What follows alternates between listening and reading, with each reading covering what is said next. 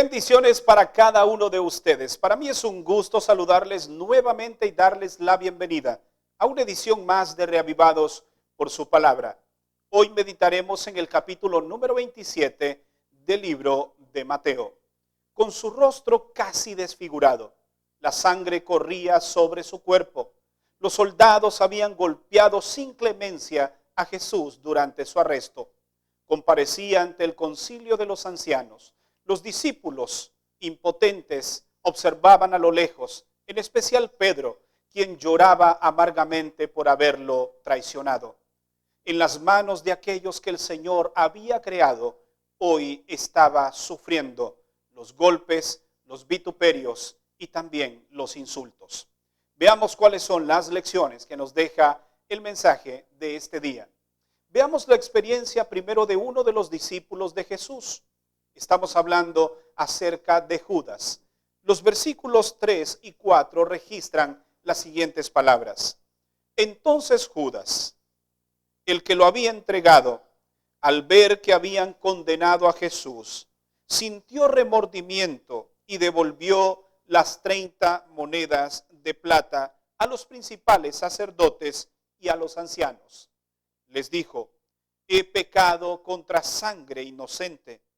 Pero ellos le dijeron, ¿qué nos importa a nosotros? Eso es cosa tuya. Judas era una vida que podía haber sido glorificada por Dios, por las cosas que pudo haber hecho a través de él. Sin embargo, su carácter fue desenmascarado para darnos una lección importante para cada uno de nosotros. Y es que todos aquellos que se dejan llevar por las cosas materiales pueden quedar descalificados para el reino de los cielos. Judas sintió culpa por haber entregado a Jesús. Sin embargo, la culpa lo llevó a tomar una decisión en dos caminos, en el arrepentimiento o en el remordimiento. Es fácil saber cuál fue el camino que él tomó, porque el versículo 5 dice que Judas cuando salió, arrojó las monedas de plata y fue y se ahorcó. Realmente lo que él sintió fue remordimiento y no arrepentimiento. El remordimiento lo llevó a la muerte. El arrepentimiento lo hubiese llevado a los pies de Cristo Jesús y a pedirle perdón por su falta. Hay algunos eventos previos a la crucifixión de Cristo que me gustaría compartir contigo. El primero de ellos es cuando Jesús fue interrogado ante Pilato. La actitud de Jesús nos demuestra una lección muy valiosa. En dos ocasiones, tanto en el versículo 12 como el versículo 14, dice que Jesús no pronunció palabra ante Pilato. Hay momentos en la vida en los cuales es necesario callar, ser prudentes al momento de hablar, saber cómo, dónde y con quiénes hablamos. Si no tomamos en consideración estas cosas, entonces podríamos cometer un gran error y meternos en graves problemas si hablamos cuando no debemos hacerlo. El segundo evento es la condenación de Jesús. Allí estaba ahora Jesús ante Pilato. Pero ¿realmente era Pilato el que tenía la última palabra sobre Jesús? Realmente no.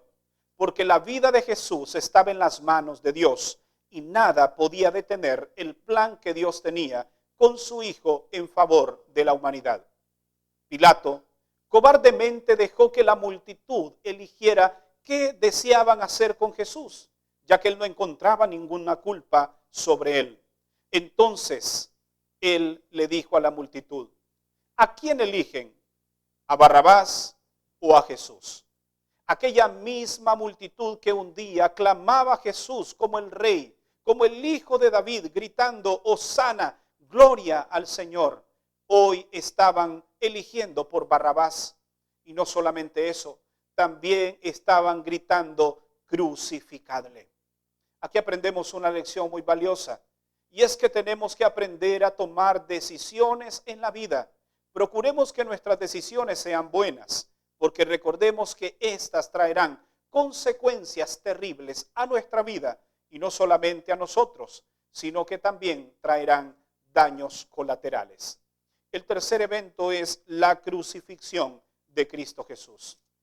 La frenética multitud acompañó a Jesús hasta el Calvario, porque ellos deseaban ver con sus ojos que lo que deseaban en su corazón finalmente se cumpliera.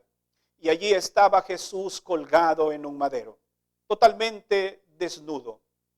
Las personas que estaban allí con su mirada lo condenaban. Y Jesús en ese momento eleva su vista al cielo como esperando una respuesta de parte de su Padre, pero no la encontró. Entonces, la Biblia dice que Jesús entregó su espíritu, es decir, Jesús murió. Aquel último suspiro, aquel último aliento de vida, le dio esperanza de vida eterna para toda la humanidad. En la cruz del Calvario, Jesús murió por ti. Dio absolutamente todo, hasta su vida. Quedarás tú ahora en ocasión de ser un seguidor de Cristo Jesús y recibir también su llamado. La Biblia registra que al tercer día algo iba a ocurrir. Y es que Jesús había prometido que Él resucitaría. Ese evento maravilloso que le da la esperanza a la humanidad estaba pronto a ocurrir. Sin embargo, esto lo recordaron los príncipes, reyes y sacerdotes de aquel entonces. Y dijeron en el versículo 64, manda pues que se asegure el sepulcro hasta el tercer día, para que no vengan sus discípulos de noche, lo hurten y digan al pueblo, resucitó de los muertos. Este último error sería peor que el primero. Un soldado fue colocado en la tumba de Jesús. Pasó la primera noche, pasó la segunda noche y no ocurría absolutamente nada. Pero algo estaba por ocurrir.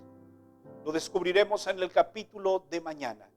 Ese evento maravilloso que hoy abre las puertas de la fe y las puertas de la salvación para toda la humanidad. No te pierdas el capítulo de mañana, porque descubriremos cuál fue ese acontecimiento, cómo ocurrió y de qué manera impacta también tu vida. Pero hoy, mientras esperamos ese acontecimiento, recuerda que las promesas que Jesús hace siempre se cumplirán. Inclina tu rostro, vamos a orar. Padre, gracias te damos por tu palabra en esta hora. Gracias porque moriste por nosotros en la cruz del Calvario. Gracias porque el amor fue lo que te mantuvo sujeto a aquel madero. Y tus ojos observaban a la humanidad entera.